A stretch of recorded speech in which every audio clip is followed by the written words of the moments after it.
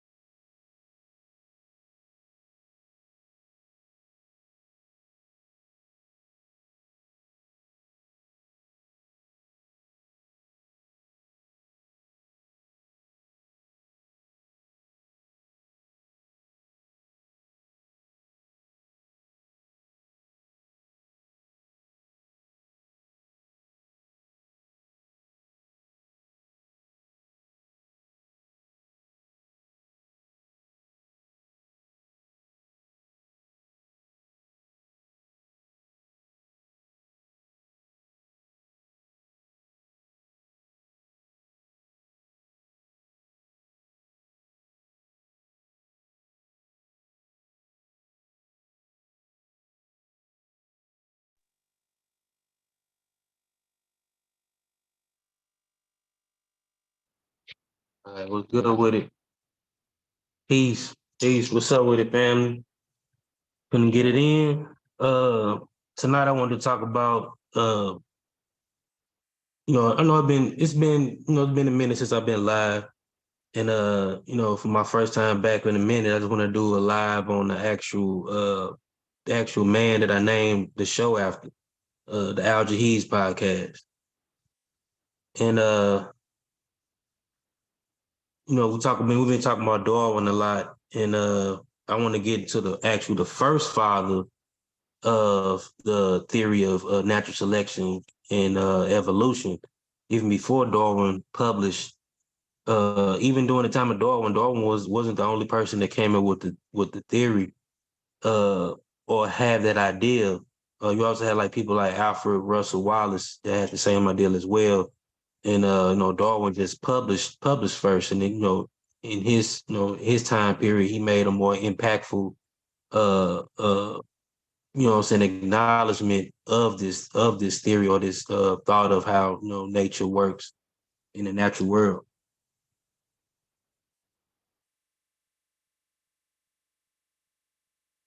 Okay, let me get it in.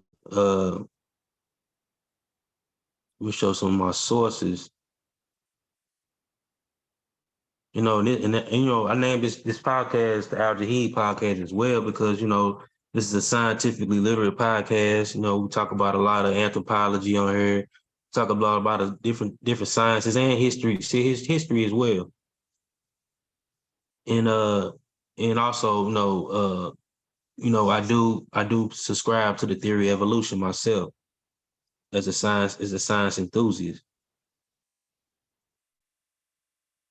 Share my screen real quick.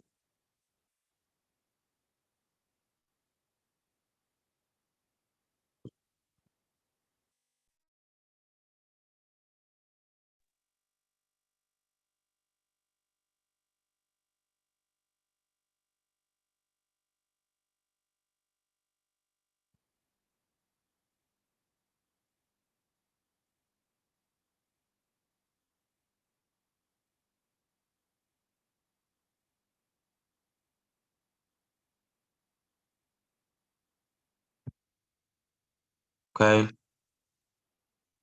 here we go. Al Jahiz. I'm gonna let you know who Al Jahiz was. What's good with it? What's good with the Juju in the chat? Uh, that's why I'm gonna get into his background.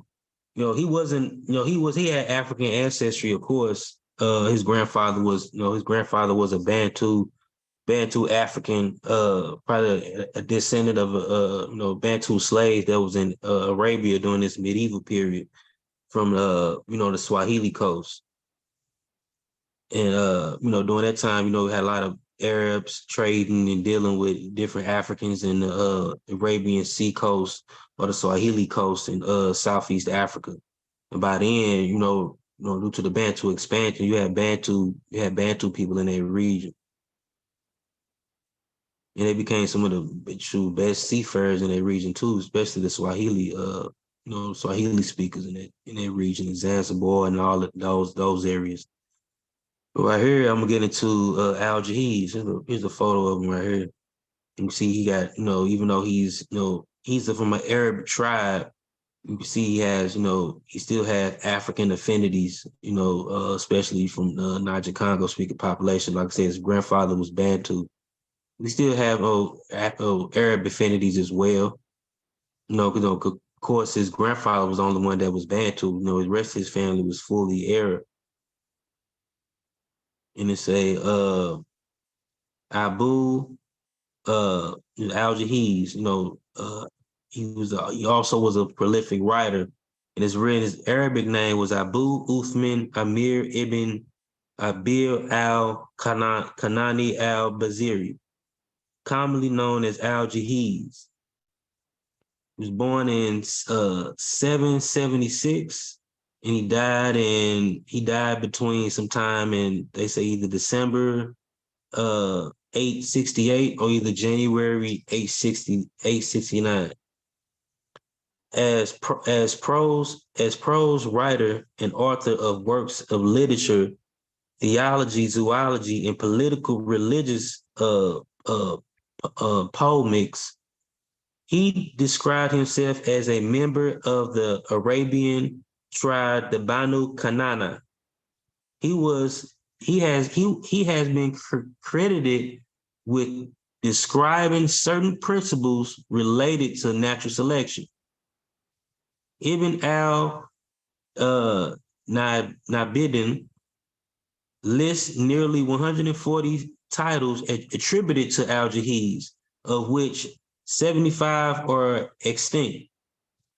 I mean, some of them, I guess some of them are, still intact, and some of them are not intact. And it say the best known are the Kitab al-Hawiyan, the Book of Animals, and that's kind of the name. That's actually the name that I gave Michelle, which is the Al-Jahiz, or I also call my podcast the Book of Al-Jahiz. This is the book I'm referring to, the Book of Animals, and a 7-part compendium on an array of subjects with animals as their point of departure. Kitab al-Bayan wal Tibin, the book of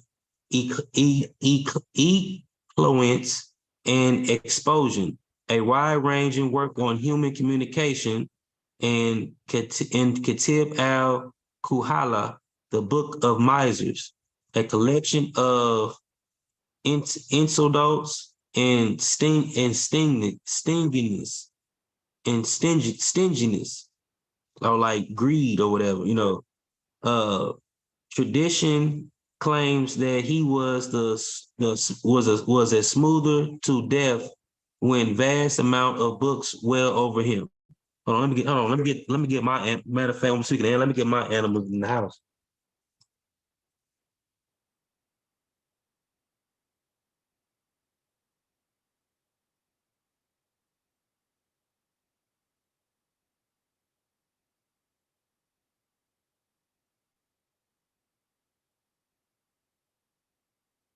Okay. Traditions claim that he was smothered to death. Let's say he was smothered to death when a vast moment of books fell over him. Dang. So shoot, Al-Jahiz, he lived by the book and he died by the book. They say he got killed smothered by books. What a way to die. Whew. And they say, here you go, here's his life. And also, too, I'm going to mention, too, that the other books that he written, like the book that I just mentioned, the book of Eloquence and Expulsion, and the other book, he talk about a lot of racial issues or a lot of ethnic issues that was going on in the Arabic world from his perspective. And you'll get into that later. And I'm going to get into this actual source of this. I like to get into this later, the where it talk about the Darwin's Ghost by Rebecca Stowe. That's a pretty good article right there, and it talks about other other talks about other people that had that idea of evolution, and Al-Jahiz is in there too. That was either during the same time as Darwin or before him.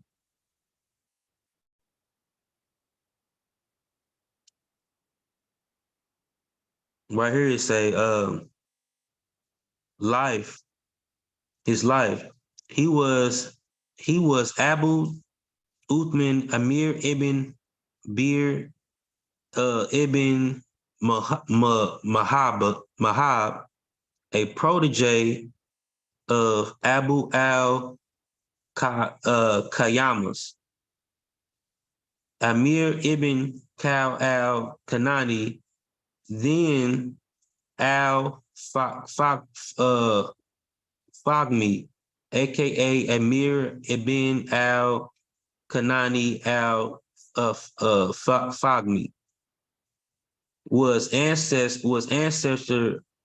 one of the Nashish. The grandfather of Al-Jahiz was a black Jamel, which is a cameleer, or a Hamil porter. This was like somebody that sold camels or worked at like a camel stable or whatever, that like traded camels and stuff like that, or like a person that works at like the ports, and somebody had to do something with packaging and moving goods, especially with the camel being a camelteer. And the manuscripts differ.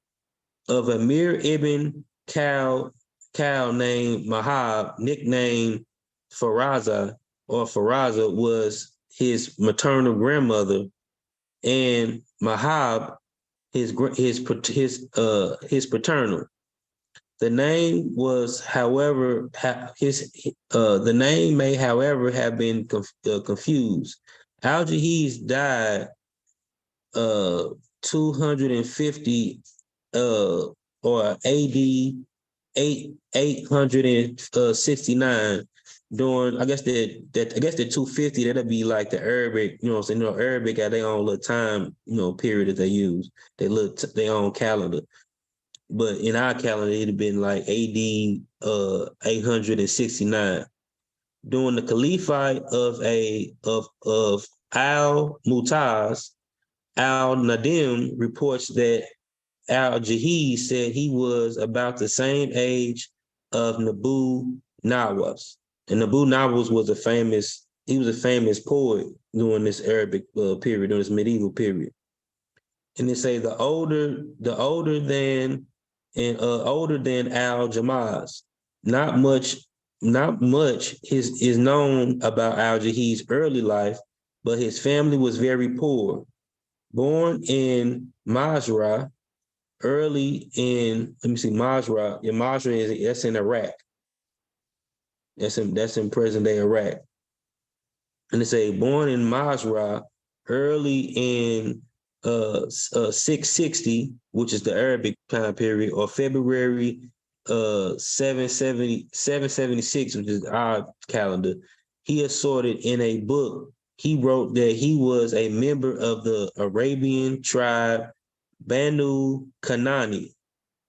His nephew also reported that Al-Jahiz's grandfather was a black camelteer.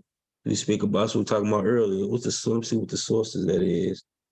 The sources come from Al-Jabari, is Islamic thought from Muhammad. And they say he sold fish along one of the canals in Basra to help his family. Financial difficulties, however, did not stop Al-Jahiz from continuously seeking knowledge. He used to gather with a group of other youths at Bashara's main mosaic, where they would discuss different scientific subjects during the cultural and intellectual revelation under the Abbasid Caliphate. Books became readily available and learning accessible. So during this time period, it's like when Islam was really about literature and learning, and you know what I'm saying, like during this time period, it's like during the what they call it, the house of knowledge and all that. It was mostly like the Abbasid Caliphate. And they say in order to say it again, it said the Abbasid Caliphate books became readily available and learning accessible. Al-Jahiz studied philology, and philology is the study of language and oral and written historical sources. And it is the intersection of textual criticism, literacy and criticism, history and linguistics with strong ties to etymology. And textography. Textography is the study of lexicons and is derived into to support academic disciplines. It's the art of compiling dictionaries, lexicography is the art of craft and compiling, writing, and editing dictionaries. And theoretical lexicography is the scholarly study of semantic, orthographic, and synagmic, and paradigmatic language, developing theories of dictionary components and structures linking the data in dictionaries. And he also he was a poet from among the most learned scholars of the school of Basra, where he attended the lecture of Abu Abda al-Samaya Sahad ibn Az al-Ansari, and studied in Ilm and Na, and with the Akfish al what's his name? With Akfish al Wazat, over a 20-year span, over a 25-year span studying Al-Jahiz, acquired a considerable knowledge of Arabic poetry, Arabic philology, pre-Islamic Arabic history, and the Quran and the Hadith. He read translated books on Greek sciences and Hellenistic philosophy, establishing that of the Greek philosopher Aristotle. Al-Jahiz was also critical of those who followed the hadiths of Abu Uriah, referring to his hadith occupations as al nabata, the contemplatable.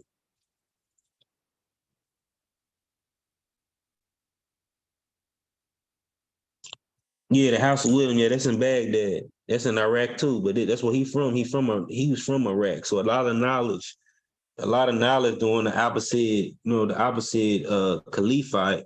A lot of knowledge was being passed around and absorbed from different cultures. They were very open to books and seeking knowledge.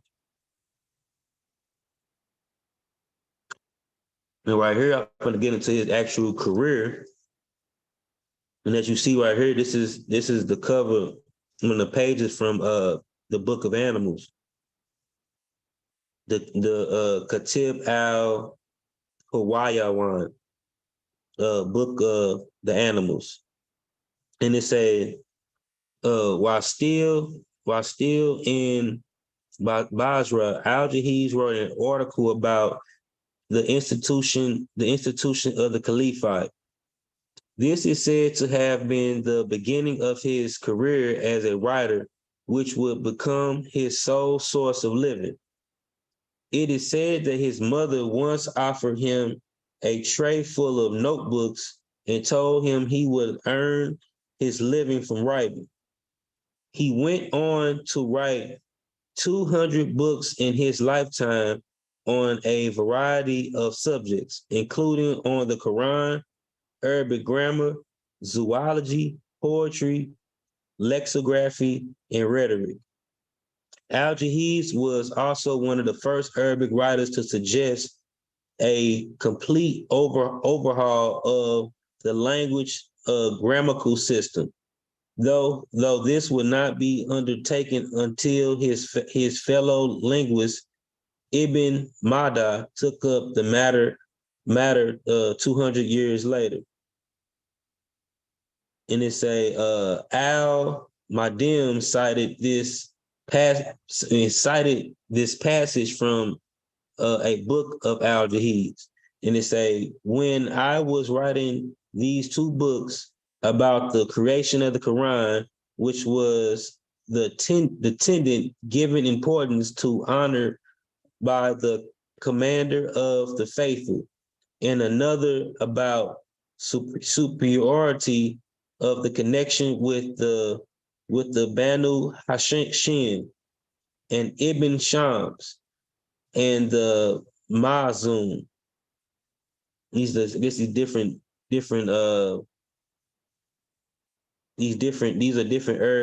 Arabic tribes. And it say, what was my due but to sit above the Sibin Akan, Spica, and the Arcturus,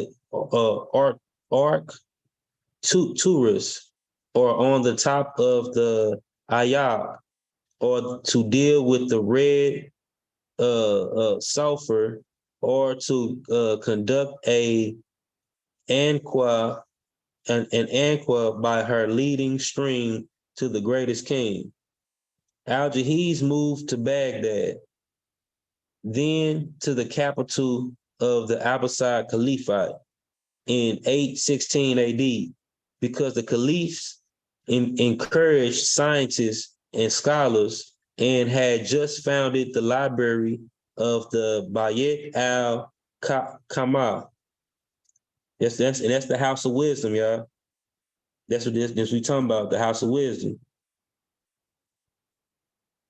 The House of Wisdom, also known as the Grand Library of Baghdad, refers to either the major Abbasid public academy and the intellectual center in Baghdad, or to a large private library belonging to the Abbasid caliphs during the Islamic Golden Age. The House of Wisdom was also founded either as a library for the collections of Caliph Harun al-Rashid in the late 8th century, or was a private collection created by al-Mansur to house rare books and collections of poetry in Arabic. And it say, but al-Nadam suspected a claim by Al-Jahiz that the Caliph Mamun also praised his books on the Imamate and the Caliphate. For this eloquent phraseology and use of the marketplace speech, and that of a elite of the kings, was exaggerated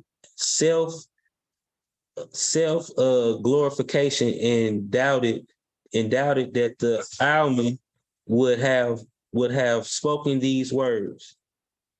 Al-Jahiz was said to have admired the eloquent literary style of the director of the library, Shao ibn al-Harun. He lived around 859 to or either between 860, and quoted his words. Because of the caliph's patronage and his eagerness to establish himself and reach a wider audience, Al-Jahiz stayed in Baghdad. Al-Nabin gives two versions of an anecdote which differed in their source. His first source is Abu Hifan, and his second is the grammaration of Al-Baram, and details the story of Al-Jahiz's retribution to being one of the three great bibliophiles and scholars, and the two others being Al-Faith ibn what's his name, Kakan, and Judge Ishmael ibn Ashak. Such that whenever a book came into the hand of Al-Jahiz, he read through it wherever he happened to be. He even used to rent the shops of Warrakan for study. Al-Jahiz Al-Jahiz replaced Ibrahim ibn al-Ababas al-Suli in the government secretariat of the al-Mamun, but left after just 3 days. Later at Samarra, he wrote a huge number of his books. The Caliph al-Mamun wanted Al-Jahiz to teach his children, but then changed his mind when his children were frightened by Al-Jahiz's boggled eyes. This is said to be the origin of his nickname. He enjoyed, that's what they call him, the googly eyes, because I guess his eyes are big, like it could be an African trait. Africans got big eyes.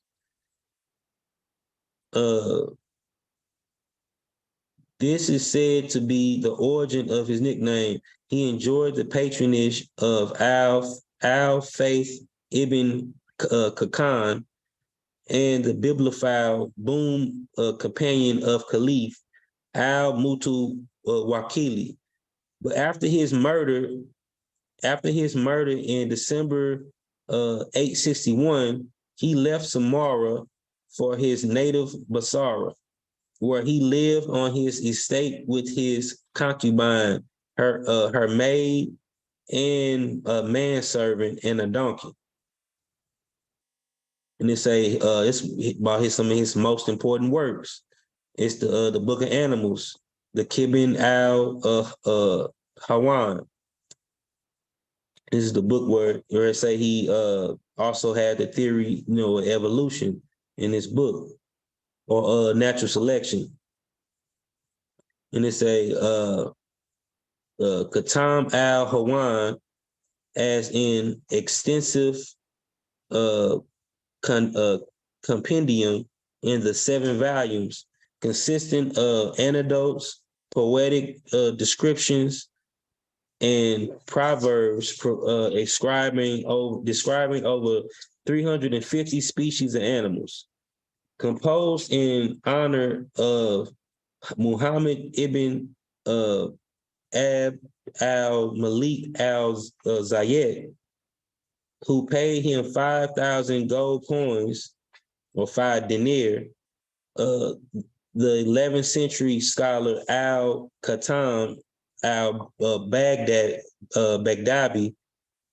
dismissed it as little more than plagiarism of the Aristotle's Ibn al-Hawan. A charge of plagiarism was leveled against Aristotle himself with the regard to certain was it Ecclesiastes of Pergamon. This is like a Greek, some type of Greek book that Aristotle wrote.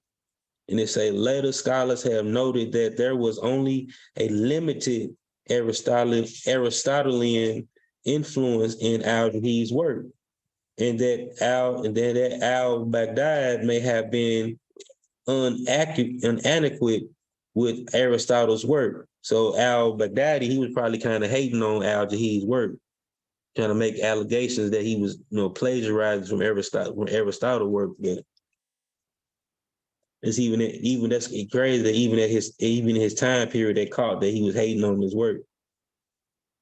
And it say Conway Zerkel, and Conway Zerkel is an American botanist and historian of science, and he's writing about the history of natural selection science in 1941.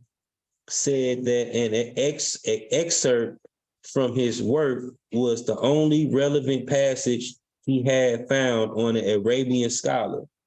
He provided an quotation describing the struggling for existence, citing a Spanish translation of this work. And they say the rat goes out for its food and is clever in greeting it, for it eats all animals inferior to it in strength. And in turn, it has to avoid snakes and birds and serpents of prey who look for it in order to devour it and are stronger than the rat. Mosquitoes know extensively that the blood is the thing which makes them live. And when they see an animal, they know that the skin has been fashioned to serve them as food. In turn, flies hunt the mosquitoes, which is the food that they like best, and the predators eat the flies. All animals, in short, cannot exist without food, neither can the hunting animal escape being hunted in its turn. Every weak animal devours those weaker than itself. Strong animals cannot escape being devoured by other animals stronger than they. And in this respect, men do not differ from animals.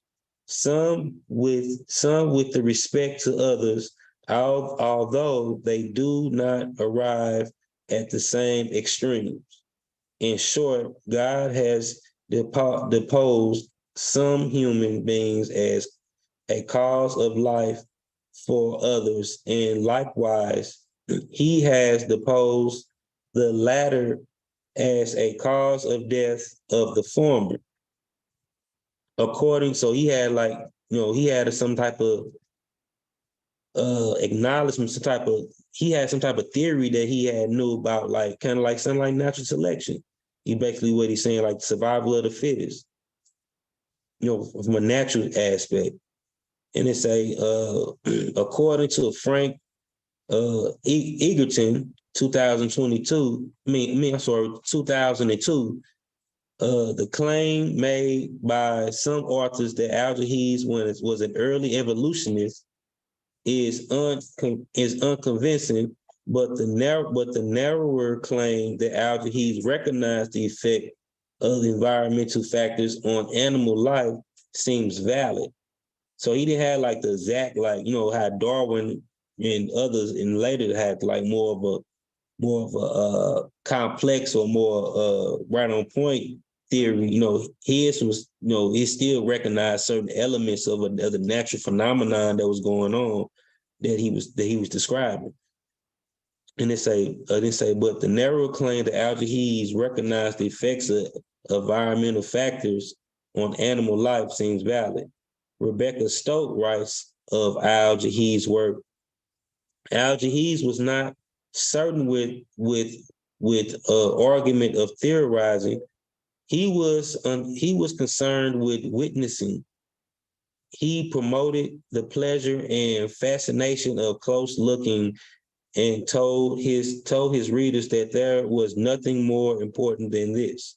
Here and there, amid the close looking, there are visions, glimpses, and brilliant insight and perceptions about natural laws, but the overall purpose of living beings was the pursuit in the reader to fulfill his moral obligation to God, an obligation enjoined by the Quran to look closely and search for understanding.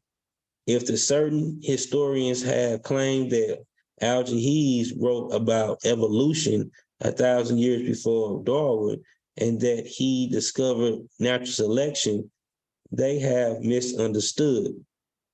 Al-Jahiz was not trying to work out how the world began or how species had come to be. He believed that God had done the making and that he had done it brilliantly. He took the divine creation and intelligent design for granted. There was for him no other possible explanation. But his striking, however, about Al-Jahiz's portrait of nature and living beings, in his vision of interconnectionness, his repeated images of nets and webs, he certainly saw ecosystems as we would call them now in the natural world. He also understood what we might call the survival of the fittest. So he didn't understand like the intricate details like Darwin would, but he seen like the environmental things, and he seen these things of trying to survive in these ecosystems, these animals. And they say, like Aristotle, Al-Jahiz believed in spontaneous generation.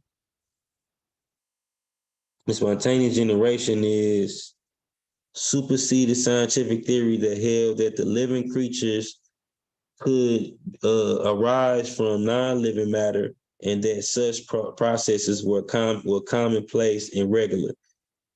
It was hypothesized that certain forms, such as fleas, could arise from the immanent matter, such as dust, or that maggots could arise from dead flesh. Remember those theories? You know how people used to say, like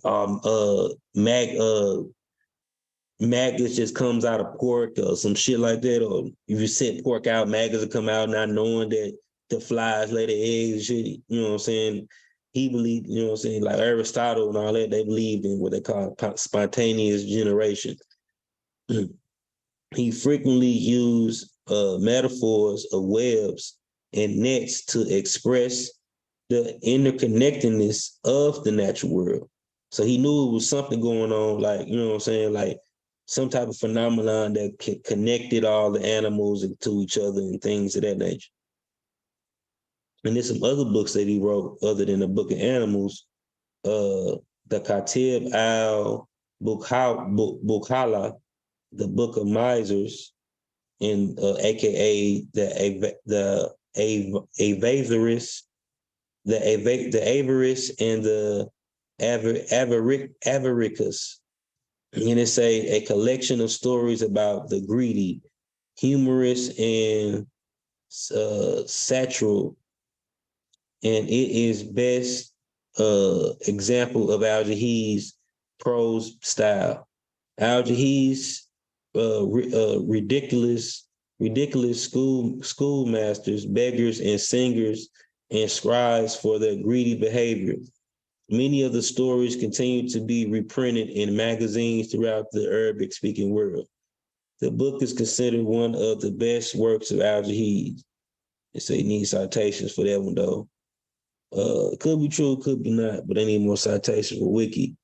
They say, but the book has two English translations, one by Robert Burtham,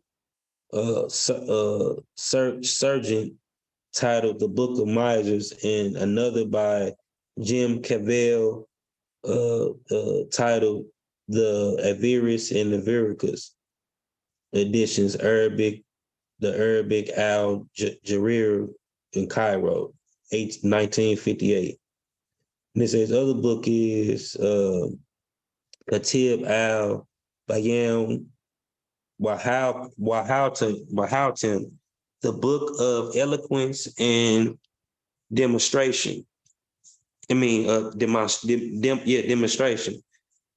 Al bin al-Khatibin was one of Al-Jahiz's later works, in which he wrote the Epiphanies and radical speeches, sectarian leaders and princes. Though he was neither a poet nor a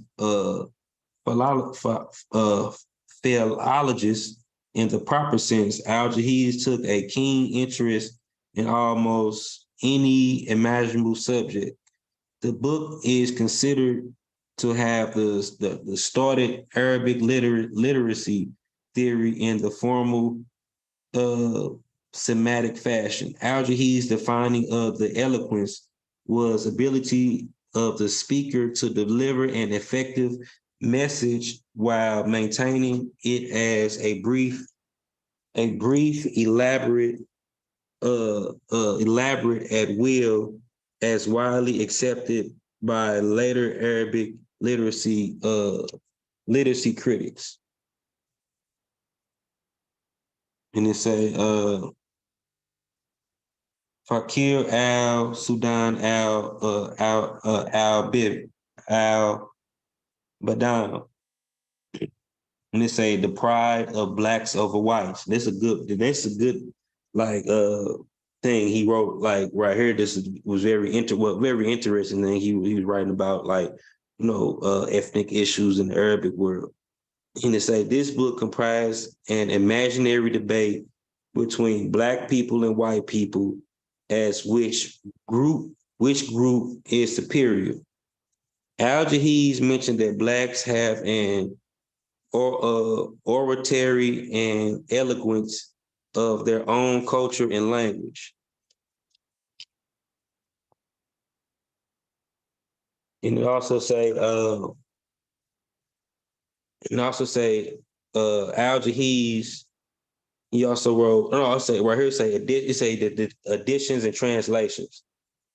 And it say Al-Jahiz, Fakir al-Sudan, Ali al-Badam. And it say the boost of, in the translation, said the boost of blacks over the whites. And it say right here, it say on the Zinj Swahili coast. Concerning the Zinj, he wrote, everybody agrees that there is no one people on earth in whom generosity is a universally well developed as the Zinj. These people have a natural talent of dancing to the rhythm of the tambourine without needing to learn it. There are no better singers anywhere in the world, no people more polished and eloquent, and no people less giving to insulting language. No other nation can surpass them in bodily strength and physical toughness. One of them will lift huge blocks and carry heavy loads that would be beyond the strength of most Bedouins or members of other races. And they are courageous courageous, energetic, and generous, which are the virtues of nobility, and also good, tender, and with little uh, propensity to evil. They are also cheerful, smiling, and devoid of malice, which is a sign of noble character. The Zen say that God did not make them black as the figure them, rather that it is their environment that made them so. The best environment of this is that the best evidence of this is that there are black tribes among the Arabs, which as the Banu Sulaim bin Mansur had, that all the people settled in Hara besides the Banu Sulam are black.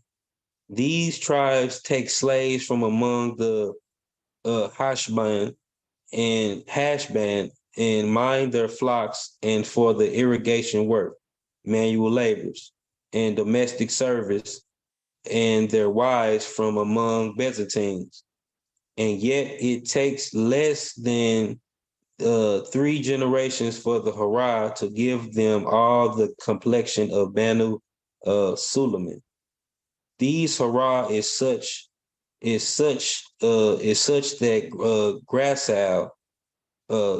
such that gazelles, ostriches, insects, wolves, foxes, sheep, asses, horses, and birds that live there are all black. White and black are the results of environment, the general properties of the water and soil, distance from the sun, and density of the heat. So he was already on his little Nina Jablonski shit back then. he had his own Al-Jahiz, he had his own skin map in his head. And he say, where he's because again he say white and black are the result of the environment, the natural properties of the water and soil, distance from the sun, and density of the heat. And intensity of the heat. There is no question of the metamorphosis or the punishment, disfigurement or favor meted out by Allah. Besides, the land of the Benu Sulam, as such, in common with the lands of the Turks, were the camels, beasts, and burden, and everything belonging to these people is similar in appearance. Everything of theirs has the Turkish look, because everything is a little lighter. up where the Turks and all them people live.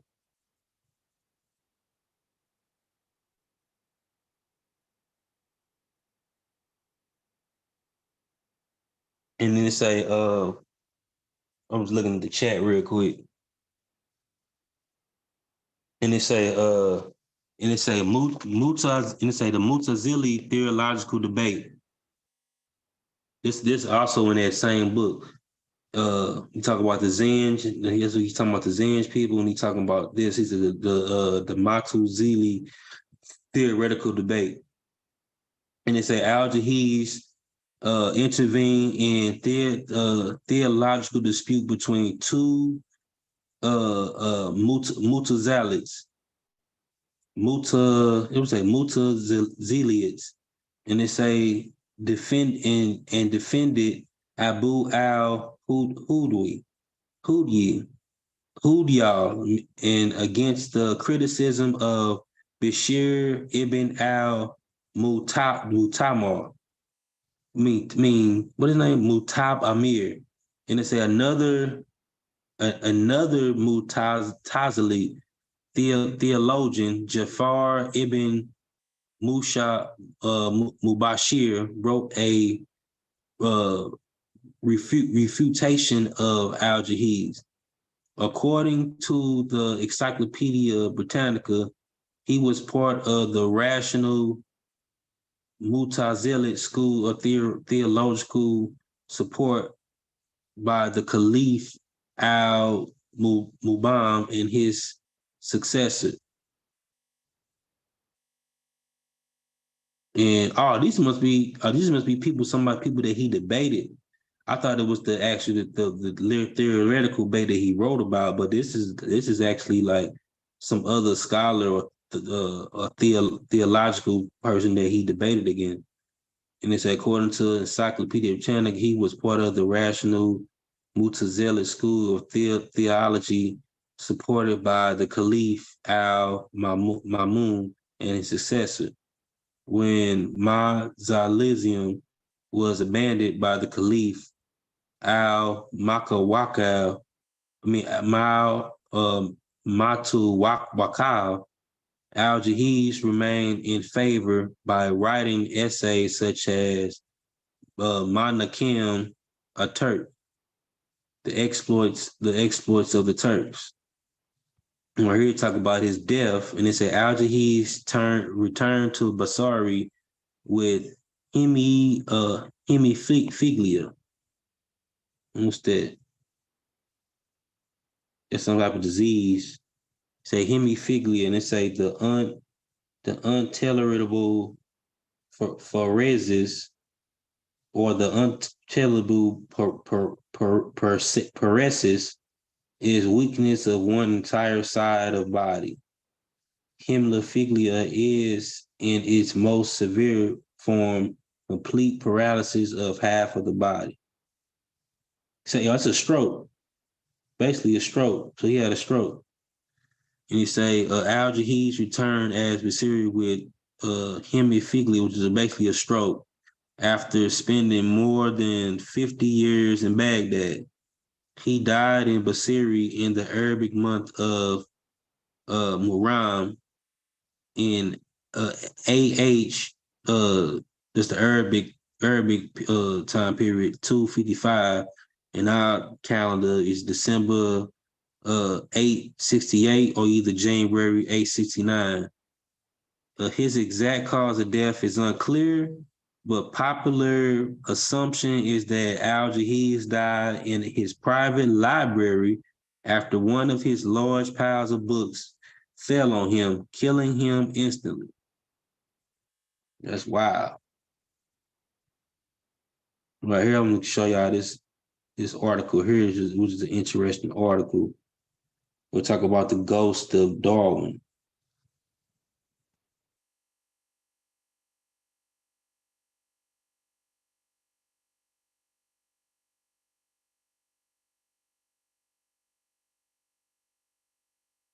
I'm looking at the chat. You talking about Bedouins? Bedouins are not.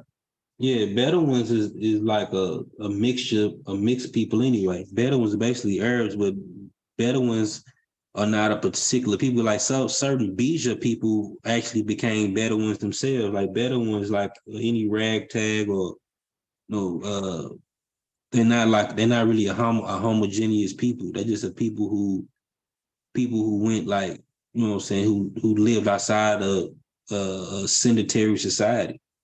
They'll live like a pastoral lifestyle or Bagavan type people. And not really particular, because even some of the Bija people, some of the Cushitic people, they became Bedouins too. Certain tribes, you know what I'm saying, along with the Arabic groups. I'm just comment to the comments in the group. Now back to this, where it say Darwin's Ghost by Rebecca Stoke. And it say Charles Darwin was not the first person to observe mutations of species or work on natural selection. Indeed, the notion that evolution was not particularly originally in Darwin's time. The idea had existed for centuries. Numerous scientists had written on the subject. A few had published with considerable risk to their lives. Books that match on the origins of species in scope of brilliance. Rebecca Stoke, who grew up in creationist household, seeks to shine some limelight on these unseen heroes of evolution.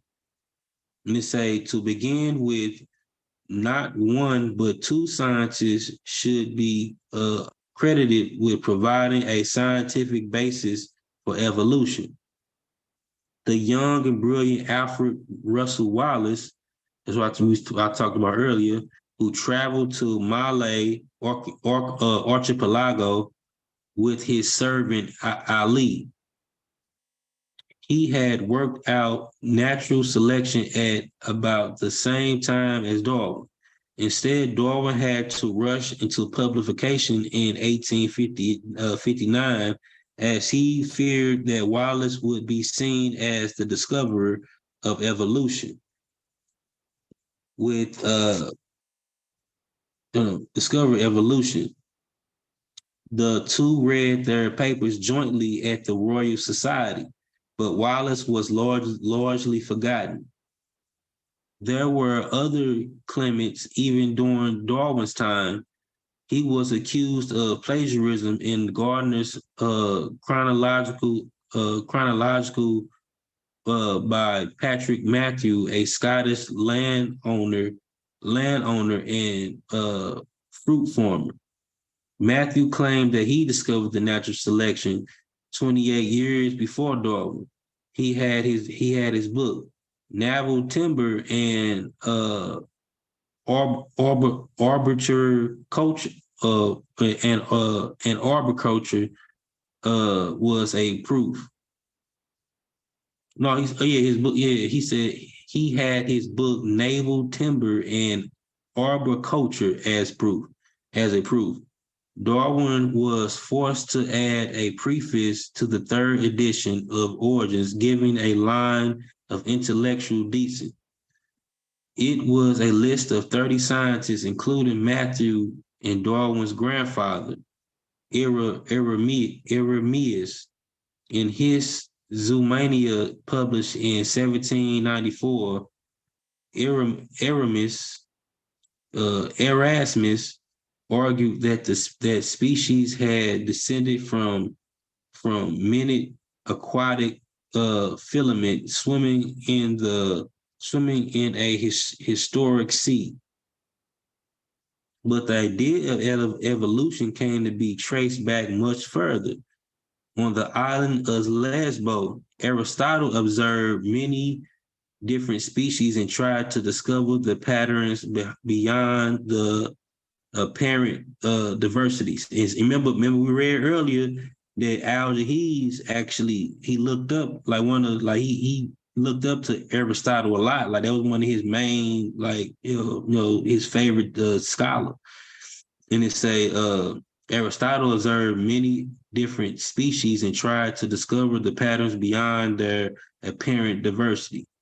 He described his observation and conclusion in the history of animals. The cosmos, Aristotle argued, is not ruled by gods, but different from inside himself, but from inside itself. While some parts of an animal body serve as particular purpose, others are simply the outcome of a process. Wherever he looked, Aristotle found evidence of modes of adaptation that ensured the preservation of species. In contrast, Aristotle, Al-Jahiz of Basra, known as Googly Eyes, was a firm believer in God that was no impediment to objectivity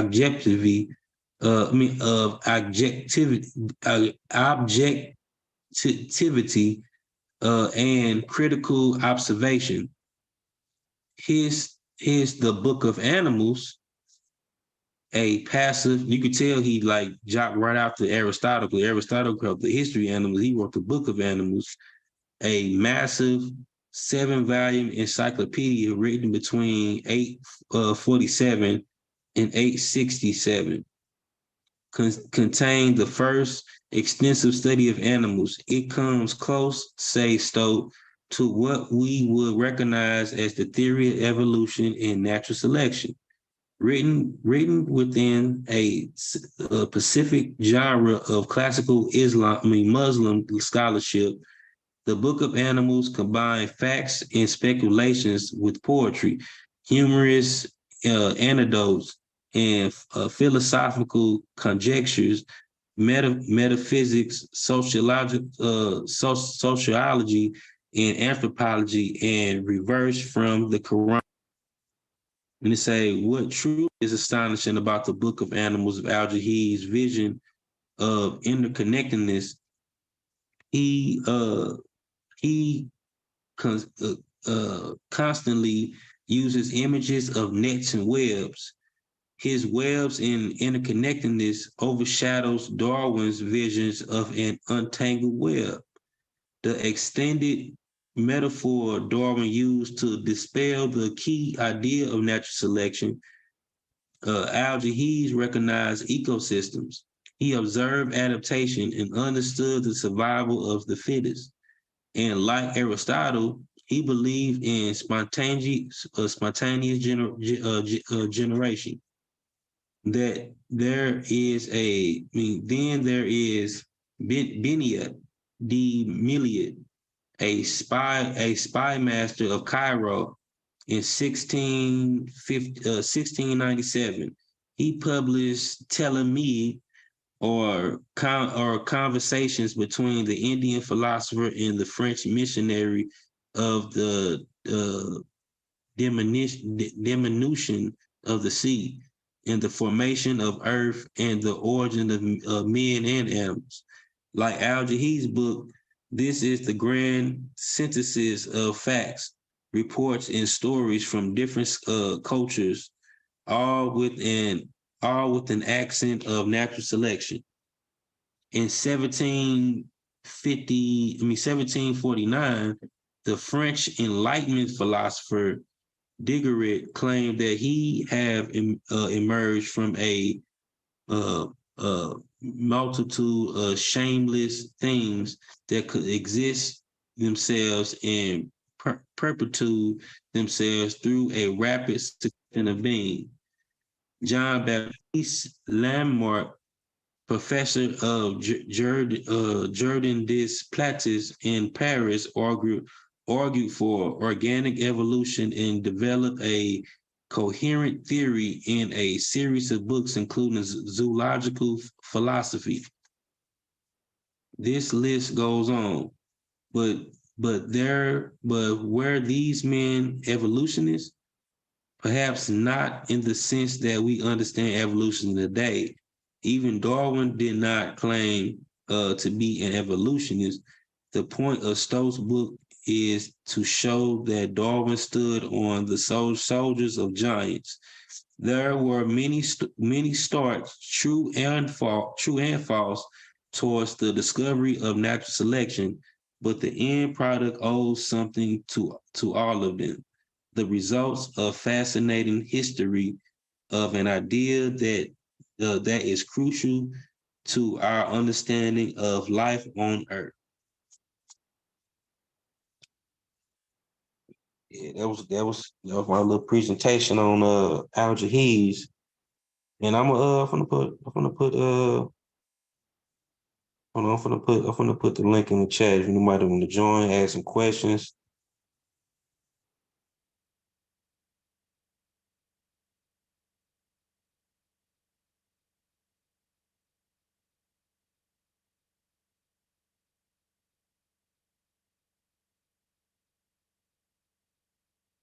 Give me just a minute. Hold on.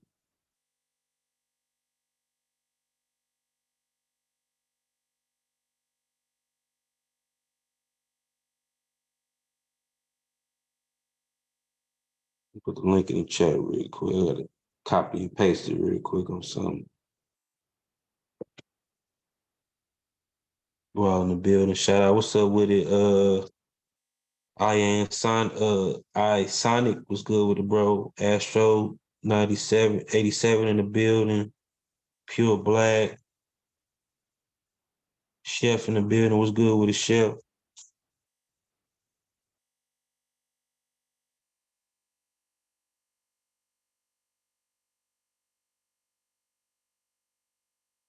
I'll probably put the link in the chat. I had copy and paste it, but I copied and pasted the big version, the whole thing. Real quick. Just bear with me real quick, fam.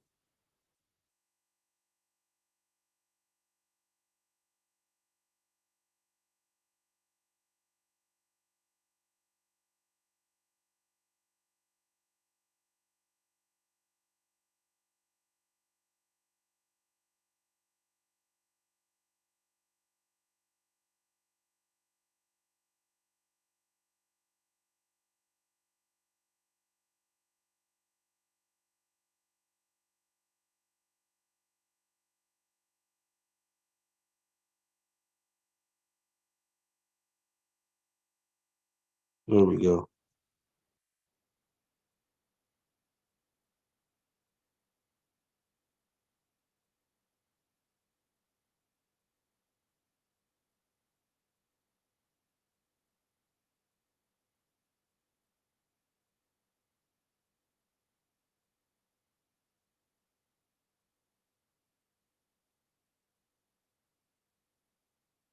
All right, there we go. The link in the chat.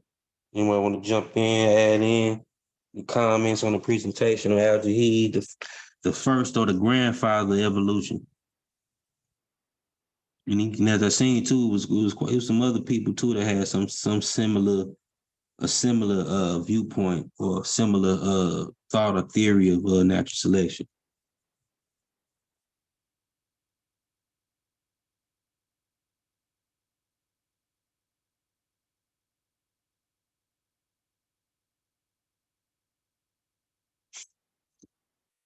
Yeah, you're right. He said the Egyptians call any uncivilized people better. Yeah, you're right about that, Astro. This is like the same term as the term where Hebrew come from, or like what they call the Hebrew or Hebrew, whatever. Same shit. People that was outside of society or whatever.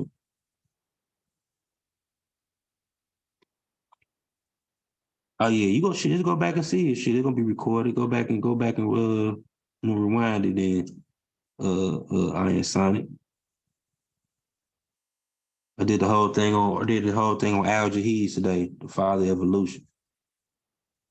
I'm gonna get back on the battle probably next Friday. I'm gonna get back on them boys on that Egypt. Probably do one more little thing on Egypt just to shut the door. Now I got a nice source from Soy Kenyatta. And after that, I'm strictly what I'm gonna do. I ain't gonna be say strictly, but I'm gonna do some more. I'm gonna do a lot more shows on West Africa and different parts of Africa other than Egypt. I'm gonna show people a lot of where I got in my bag, just other than Egypt.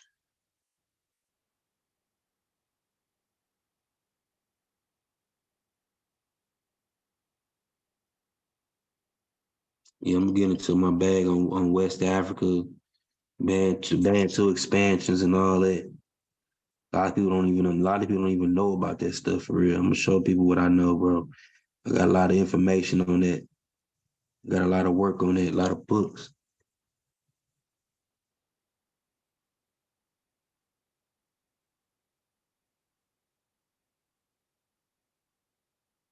If anybody won't join, I probably shut it down. Going and know it's late.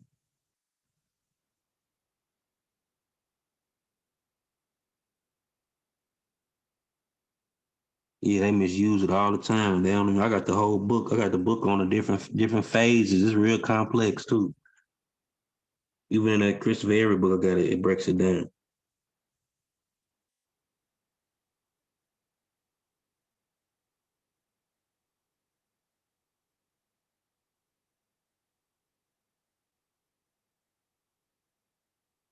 Sister Juju in the building was good with it.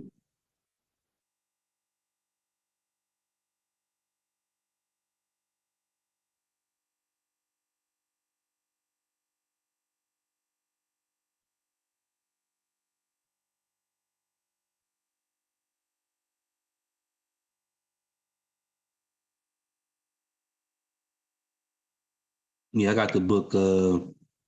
I got an Oxford book on band too. Talk about the different phases. That book, I can't wait to crack that book open. Show y'all some of the sources in that book.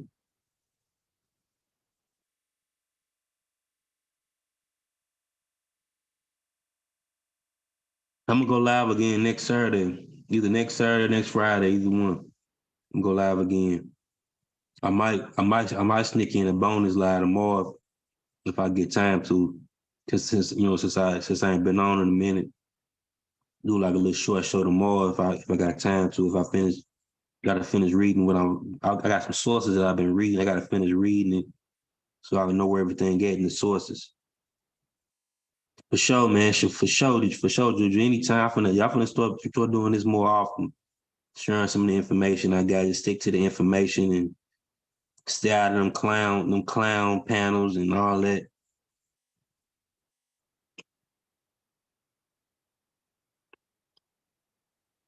They ain't trying to learn nothing anyway.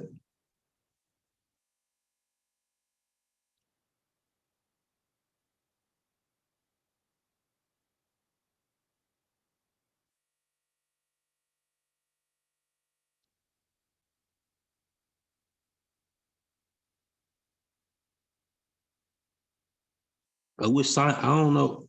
I wish our Sonic, I wish you would jump on the panel one time with me, bro. I know you Somalian, dog. You got a lot of, you know what I'm saying, you can really tell these dudes, you know, how you feel about the situations. Cause a lot of this history, especially in Northeast Africa, them your peoples, bro.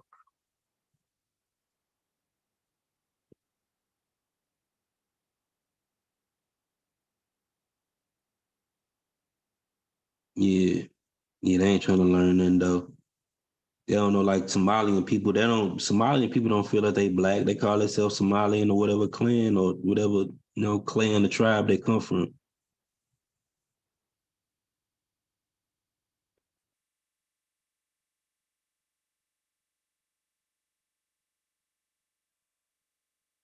And anytime I'm gonna listen to what they saying, but I ain't jumping on them panels. I'm gonna shoot from over here. I'm gonna shoot from my channel. I'm gonna present my stuff on the pseudo killers channel. That's it. I'm gonna kill them with the information.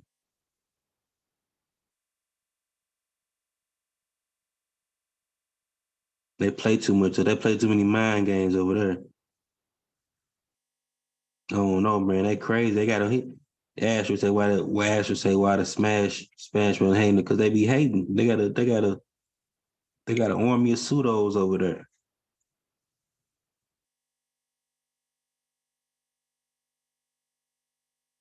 Yeah, we just want the facts. Like Juju said, we just want the facts. We just want to present the facts, and that's it. We don't want all that sideways. Like it's crazy. Like every time we come with some smash, he gotta come with something. He just wanted to have the last word. It's like a rap battle over there. I can't deal with it. I don't want to have no rap battle. I want to have an intellectual conversation. I ain't trying to have no rap battle.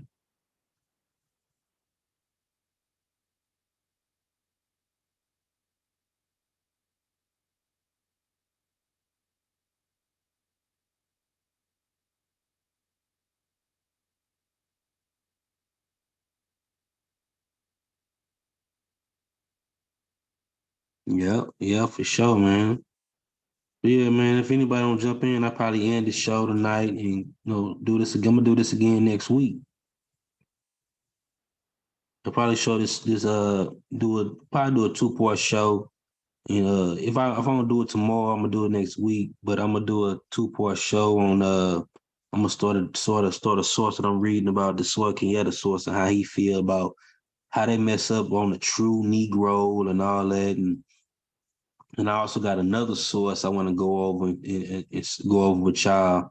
Is a source that I got a source that's criticizing Diop's language, how he can try to connect the Wolof with the Egyptian language and how inaccurate, what I'm saying, that would be. I got a source that kind of that goes against that, you know. And it also the source also goes against it ain't just a biased source. It goes against that and also goes against the other side where they say the Egyptian language come from Asia and all that shit.